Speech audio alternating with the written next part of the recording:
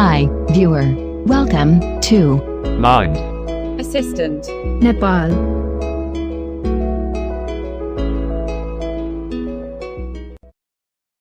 High everyone welcome back in my new video I am Soyal तपाईँहरूमा फेरि पनि नयाँ जानकारीमूलक भिडियोको साथमा उपस्थित भइसकेको छु। बेसिकली गाइज हामीले हाम्रो स्मार्टफोनमा चाहिँ नोटिफिकेसन प्यानल ओपन गर्नु पर्यो भने हाम्रो फोनको स्क्रिनको टपबाट चाहिँ स्वाइप डाउन गरेर चाहिँ हामीले नोटिफिकेसन प्यानल ओपन गर्ने अनि के कति नोटिफिकेसन आएको छ हेर्ने, वाइफाई ब्लुटुथ आदि इत्यादि कुराहरू हामीले चाहिँ चलाउने आदि इत्यादि कामहरू गरिरहेको हुन्छौँ। त्यसै गरी हामीले क्विक सेटिङ ओपन गर्नु पर्यो भने हामीले स्क्रिनको टपबाट चाहिँ फेरि पनि स्वाइप डाउन गरेर क्विक सेटिङ ओपन गर्ने अनि त्यो नोटिफिकेसन प्यानलमा अभाइलेबल नभएको फिचरहरू चाहिँ हामीले जस्तै अब हटस्पटहरू, लोकेसनहरू आदि इत्यादि कुराहरू चाहिँ युज गर्ने गर्छौँ। अनि हाम्रो काम सकिसकेपछि हामीले स्वाइप अप अथवा ब्याक भन्ने बटनमा चाहिँ ट्याप गरेर चाहिँ हामीले यी कुराहरूलाई चाहिँ नोटिफिकेसन प्यानल र क्विक सेटिङहरूलाई चाहिँ क्लोज गर्न सक्छौँ। यो हामी सबैजनालाई सामान्यतया थाहा छँदैछ हैन। तर तपाईहरुलाई के थाहा छ यो कुराहरू चाहिँ हामीले हाम्रो फोनको स्क्रिनमा टच नगरिकन इजिली हामीले नोटिफिकेसन प्यानल ओपन गर्ने अनि क्विक सेटिङ ओपन गर्ने र ओपन गरेको नोटिफिकेसन प्यानल र क्विक सेटिङलाई इजिली हामीले क्लोज गर्न सक्छौँ नि। यस तपाईले एकदम राइट सुन्नुभयो साथीहरू हैन। सो यो गर्न सक्छौँ। सो हामीलाई यो गरिराख्नको लागि हामीलाई फोनको स्क्रिनमा टच गरिराख्नुपर्छ, फोनको स्क्रिनको टपबाट स्वाइप डाउन गरिराख्नुपर्छ भन्ने जरुरत छैन। सो हाम्रो स्मार्टफोनमा चाहिँ एउटा हिडन फिचर रहेको छ। त्यो फिचरको मद्दतबाट चाहिँ त्यो फिचरलाई अनेबल गरेर चाहिँ हामीले इजिली गर्न सक्छौँ। सो यो गर्नको लागि चाहिँ हामीले यहाँनिर फिङ्गरप्रिन्ट सेन्सरको युज गर्छौँ। सो यो फिङ्गरप्रिन्ट सेन्सरबाट चाहिँ हामीले इजिली यो कार्यहरू चाहिँ हामीले सम्पन्न गर्न सक्छौँ। हामीले फिङ्गरप्रिन्ट सेन्सरबाट चाहिँ नोटिफिकेसन प्यानल ओपन गर्ने, त्यहाँदेखि क्विक सेटिङ ओपन गर्ने र ओपन गरेको नोटिफिकेसन प्यानल र क्विक सेटिङलाई एकैचोटि क्लोज गर्ने हामीले गर्न सक्छौँ। यसको लागि हामीलाई स्क्रिनमा टच गरिराख्नु जरुरत छैन। सो यो कसरी गर्ने भन्ने कुरा चाहिँ आजको यस भिडियोमा तपाईहरुलाई जानकारी दिनेछु। यदि तपाईहरु पनि जान्न चाहनुहुन्छ भने भिडियोलाई स्किप नगरिकन एन्डसम्म हेरेर साथ दिनुहोला। सो गाइज यदि तपाईहरु हाम्रो च्यानलमा नयाँ हुनुहुन्छ र अहिले पनि हाम्रो च्यानललाई सब्स्क्राइब गर्नुभएको छैन भने च्यानललाई सब्स्क्राइब गरी नजिकै रहेको नोटिफिकेसन बेल आइकन दबाई अलमा राख्न नबिर्सनु होला ताकि हामीले अपलोड गर्ने यस्तै इन्ट्रेस्टिङ टेक्नोलोजी रिलेटेड भिडियोहरूको नोटिफिकेसन सबैभन्दा पहिले प्राप्त गर्न सक्नुहुन्छ र इजिली हेरेर नलेज गेन गर्न सक्नुहुन्छ। यदि तपाईहरु टेक्नोलोजी लर्निङमा इन्ट्रेस्टेड हुनुहुन्छ भने है त तपाईहरुलाई कुनै त्यस्तो जबरजस्ती छैन। सो भिडियो मन पर्यो भने लाइक तथा साथीहरुमा शेयर गर्न नबिर्सनु होला अनि आफ्नो सल्लाह सुझाव तथा प्रतिक्रिया कमेन्ट बक्समा राख्न नबिर्सनु होला।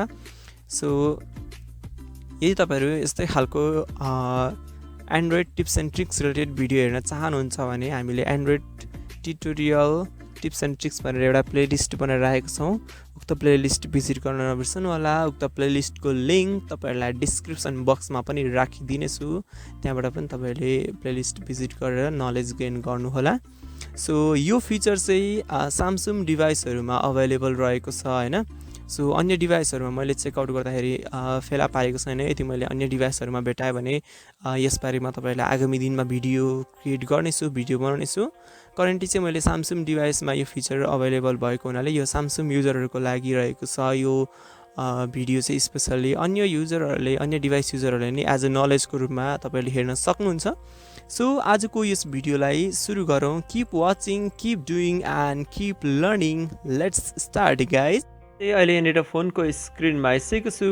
अब चाहिँ हामी सिकौँ कि कसरी हामीले चाहिँ फिङ्गरप्रिन्ट सेन्सरको प्रयोग गरेर चाहिँ नोटिफिकेसन प्यानल ओपन गर्ने, त्यसै गरी क्विक सेटिङ ओपन गर्ने र फेरि क्लोज गर्नु पर्दाखेरि फिङ्गरप्रिन्ट सेन्सरकै मद्दतबाट चाहिँ कसरी नोटिफिकेसन प्यानल र क्विक सेटिङलाई क्लोज गर्ने भन्ने कुरा। सो यसको लागि चाहिँ एउटा हिडन सेटिङ रहेको छ। त्यसलाई अनेबल गरेपछि, त्यसलाई टर्न अन गरिसकेपछि यो हामीले गर्न सजिलै तरिकाले सक्छौँ। यो चाहिँ स्यामसङ डिभाइसहरुमा दिएको एउटा एकदमै युजफुल हिडन फिचर रहेको छ। सो यसको लागि तपाईहरुले चाहिँ सबैभन्दा पहिले त आफ्नो फोनको सेटिङमा जानु होला। Samsung member settings. ओके, सेटिङमा गइसक्नु भएपछि तपाईले थोरै स्क्रल गर्नु होला। यहाँ तपाईले एउटा अप्सन प्राप्त गर्न सक्नुहुन्छ। General apps default app battery and device digital advanced features Android Auto side key advance feature Android auto side key भन्ने एउटा यहाँनिर अप्सन प्राप्त गर्न सक्नुहुन्छ यसमा क्लिक गर्नु होला Advanced features. यसमा क्लिक गरिसक्नु भएपछि तपाईहरुले मोसन एन्ड जेस्चरमा क्लिक गर्नु होला Search Android quick share side motions and gestures. Motions and gestures. Motions and जेस्चरमा क्लिक गरिसक्नु भएपछि तपाईहरुले यहाँनिर पाउन सक्नुहुन्छ एउटा option off double off keep screen off alert when on turn over on finger sensor gestures open and close the notification panel using the fingerprint sensor. Finger sensor gestures off. यहाँनिर यो अप्सनलाई चाहिँ तपाईले Finger sensor gestures open and close the notification.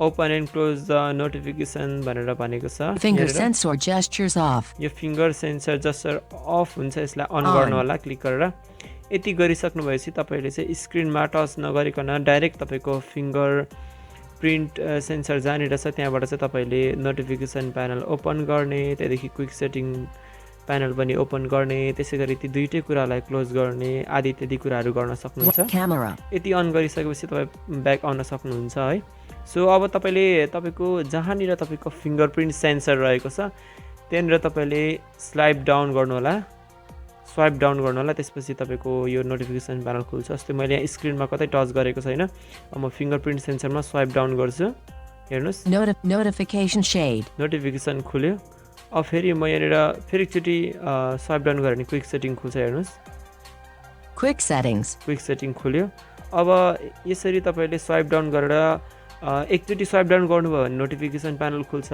फेरि पनि एकचोटी swipe down गर्नुभयो भने quick setting खुल्छ है त अब यी दुईटै कुराहरूलाई क्लोज गर्नको लागि यही फिंगरप्रिन्ट सेन्सरमा चाहिँ स्वाइप अप गर्नु होला तपाईले यो सबै क्लोज हुन्छ है त One UI home. यहाँ हेर्नुस् एकैचोटी क्लोज भयो यसरी चाहिँ तपाईहरुले चाहिँ यो फिंगरप्रिन्ट सेन्सरबाट चाहिँ तपाईहरुले चाहिँ नोटिफिकेसन प्यानल ओपन गर्ने त्यसदेखि क्विक सेटिङ ओपन गर्न सक्नुहुन्छ सर्टकटले स्क्रिनमा टच नगरिकन ड्र्याग नगरिकन सो तपाईले के गर्नुस् भने फिंगरप्रिन्ट सेन्सरमा औला राखेर स्वाइप डाउन गर्नुस् अनि तपाईको नोटिफिकेसन प्यानल खुल्छ यसरी फेरि पनि एकचोटी स्वाइप डाउन गर्नुस् क्विक सेटिङ यसरी खुल्छ अब फेरि यो दुईटै कुराहरूलाई क्लोज गर्नु पर्यो भने स्वाइप अप गर्दिनुस् One UI home. सिम्पली यो सबै क्लोज भइहाल्छ सो यही नै रहेको छ स्यामसङको हिडन फिचर तपाईलाई के कस्तो लाग्यो कमेन्ट बक्समा प्रतिक्रिया दिन नबिर्सनु होला सो भिडियो मन पर्यो भने please don't forget to like comment share with your friend and family च्यानलमा नयाँ हुनुहुन्छ भने ब्लाइन्ड असिस्टेन्ट नेपाल युट्युब च्यानललाई सब्स्क्राइब गरी नजिकै रहेको नोटिफिकेसन बेल आइकन दबाई अलमा राख्न नबिर्सनु होला ताकि हामीले अपलोड गर्ने यस्तै इन्फर्मेटिभ भिडियोहरूको नोटिफिकेसन तपाईले प्राप्त गर्न सक्नुहुन्छ सबैभन्दा पहिले